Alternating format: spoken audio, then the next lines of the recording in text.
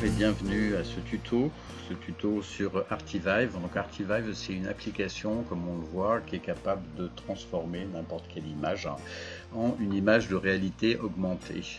Donc je vais vous expliquer comment faire et je vous donnerai les adresses en commentaire. Vous aurez aussi les adresses pour télécharger l'application ou pour ouvrir un compte sur artivive.com. Voilà. Donc on a une image, ça c'est une image Photoshop.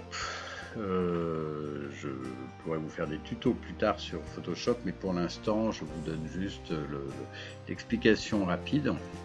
À partir de cette image, j'ai découpé un certain nombre de parties pour faire, voilà, j'allume un petit peu tout, déjà voilà, ça c'est l'image que je vais imprimer et je voudrais que cette image je voudrais pouvoir la voir en réalité augmentée, c'est-à-dire que quand je la filmerai, je voudrais que les trois personnages soient un petit peu flottent un petit peu plus dans l'espace et que avec le téléphone et l'application Artivive sur le téléphone, que ce soit un iOS ou que ce soit un Android, que les visiteurs puissent avoir un petit peu plus de relief.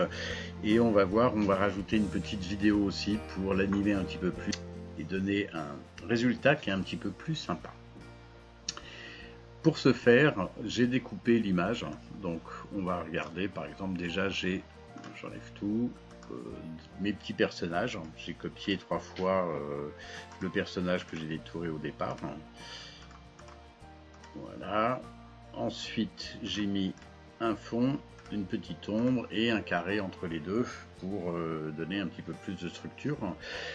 Pour ce premier tuto, ce que je vais faire, c'est on va découper, déjà on a besoin de l'image qui sera ce qu'on appelle la target, l'image cible, c'est-à-dire l'image qu'on va imprimer, il faut aussi qu'on la donne à Artivive pour que Artivive puisse la reconnaître. Donc CTRL SHIFT ALT S, je vais la sauver, j'ai pas besoin de la sauver en trop grand, parce que ce sera vu de toute façon par le téléphone, donc je vais la mettre à 1000 pixels.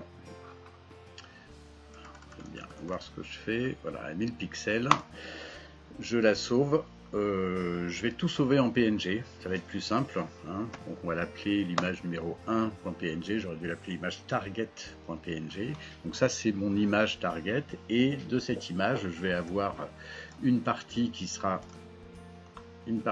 va être mon fond, CTRL SHIFT ALT S, à 1000 pixels,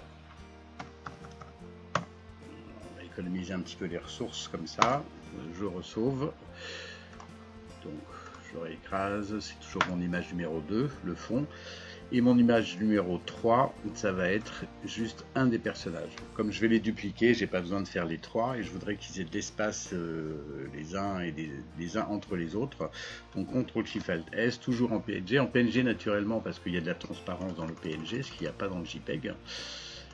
Après on va voir que il y a différentes manières de faire de la transparence. Donc ici, j'ai mon image en transparence. Je vais la repasser à 1000 aussi. Comme ça, ça va être plus simple. Toutes mes images vont avoir la même taille. Vous allez voir dans un premier temps que c'est beaucoup plus simple de travailler, définir une taille au départ et travailler pour ces tailles-là.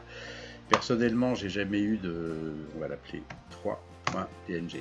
J'ai jamais eu de problème personnellement avec Artivive concernant le poids des séquences, mais avec d'autres systèmes en réalité augmentée, c'est vrai que sur des vieux téléphones, ça peut ramer un petit peu.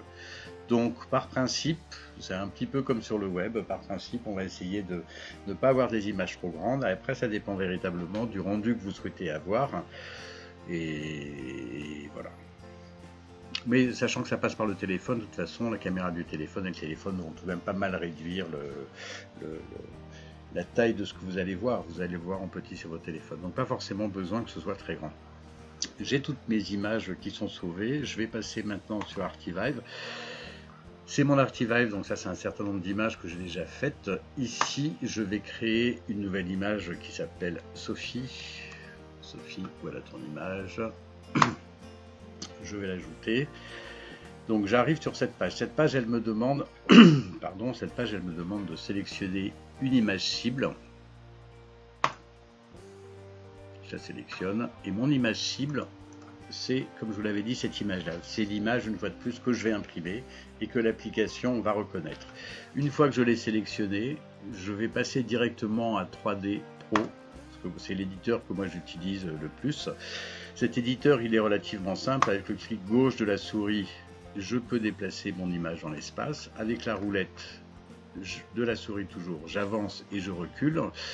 Et avec le bouton droit, j'ai un déplacement qui est latéral sur mon image. Je vais immédiatement, alors je vais supprimer déjà ce qui me met par défaut. Il m'avait mis une vidéo que je pouvais ajouter par défaut. Je la supprime parce que je n'en ai pas besoin tout de suite. Et comme ça, je vais pouvoir ajouter une image. Donc je peux rajouter jusqu'à 6 images et jusqu'à 3 vidéos dessus. Donc là, j'ajoute une image. Je vais aller la chercher et comme première image, naturellement, je vais sélectionner mon fond. Donc voilà, là j'ai positionné mon fond avec l'ombre, ça va être plus simple. J'ajoute une deuxième image directement dessus, cette deuxième image. Donc on voit que ma première image est en position 0,01. Donc je vais la passer à 0,00 d'ailleurs, pas de raison que ce soit 1. La deuxième image, je vais aller sélectionner mon personnage. Donc je select file toujours, mon personnage qui est en PNG, qui va venir se positionner devant. Ici, j'ai 3 icônes. Cette icône-là, il va me permettre de déplacer un des éléments, celui-là de faire une rotation sur mon élément, et celui-là de faire un changement d'échelle sur mon élément. Donc, en déplacement, ce que je voudrais, comme je vous l'ai dit, c'est avoir un petit peu d'espace, un petit peu de volume entre les 3 images. Donc là, j'ai créé ma première image, et déjà, elle n'est pas collée au fond. C'est-à-dire que quand je vais regarder au travers de l'application Archivive dans mon téléphone, ça va être un petit peu décalé, donc ça va me donner une impression de relief de 3D qui est un peu plus importante. J'ajoute une deuxième image, même chose, la deuxième image, je vais aller Select File, récupérer mon personnage, et là on voit qu'il me l'a collé exactement par-dessus, donc je vais le décaler un petit peu, et j'ajoute une troisième image pour avoir mon troisième personnage. Donc à chaque fois je clique ici Add Image, et ça va me l'ajouter en bas. Je sélectionne de nouveau le même, voilà, et je vais le déplacer un petit peu sur son axe pour aller la voir un petit peu plus loin. Après mes 3 personnages, donc de face, ils sont exactement bien positionnés. Donc celui qui est le plus en avant, je vais le décaler un petit peu, et celui qui est le plus en arrière, donc c'est mon premier. J'ai cliqué sur l'image, il faut cliquer ici. Si on clique sur l'image, ça réouvre pour sélectionner une forme. Et donc, je vais redéplacer un petit peu le troisième. Donc maintenant, j'ai une scène où mes personnages, qui bug de rafraîchissement d'affichage de temps en temps, mais c'est pas bien grave. Donc là, j'ai mes 3 éléments qui sont installés. Et si je regarde avec mon application, ce sera le résultat que j'aurai directement. Ici, il y a un petit play et un petit stop. J'ai pas de vidéo à l'intérieur pour l'instant, donc ça sert à rien que j'ajoute un play ou un stop. Néanmoins, on va se rajouter, on a un petit peu de place derrière, on va se rajouter une petite vidéo derrière juste pour voir ce que ça peut donner. Donc pareil, je vais là-haut, j'ajoute une vidéo, et ici, je vais aller sélectionner directement. Donc je vais prendre une petite vidéo, on va dire graphique, celle-là par exemple. Voilà, donc là je vais aller positionner ma vidéo. Donc elle arrive toujours près de la position de derrière, et cette vidéo, donc là elle est naturellement pas dans le bon format. Je vais la mettre, voilà, je vais dézoomer un petit peu, ça va être plus simple. Je vais la mettre CTRL Z, je veux ma vidéo.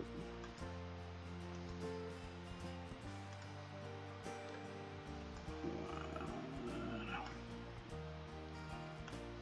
Alors, je peux essayer d'être bien en face si on veut bien scaler. Après, il y a tout de même un petit travail de calage. Je vais aller la recaler un petit peu plus près. J'aime bien que ce soit très très bien calé. Voilà, jusqu'à la limite. Je pense que la limite, elle est par là, puisqu'on est XYZ, voilà, on est à peu près en position 0.034. Je peux descendre encore un petit peu, mais bon, pour l'instant ça va aller. Si je dézoome et que je regarde ce que ça donne, ici je vais jouer l'ensemble.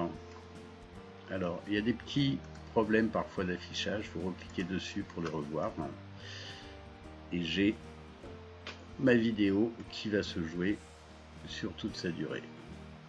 Là, on voit que j'ai la vidéo qui apparaît en boucle. Sur la vidéo, j'ai un autre paramètre. Je peux la donner transparente et choisir une couleur de transparente. Donc, je vais aller cliquer sur ce petit curseur. Et là, je vais mettre que mon blanc est transparent. Donc, si je rejoue ma vidéo, voilà, maintenant j'ai ma tâche qui s'affiche derrière.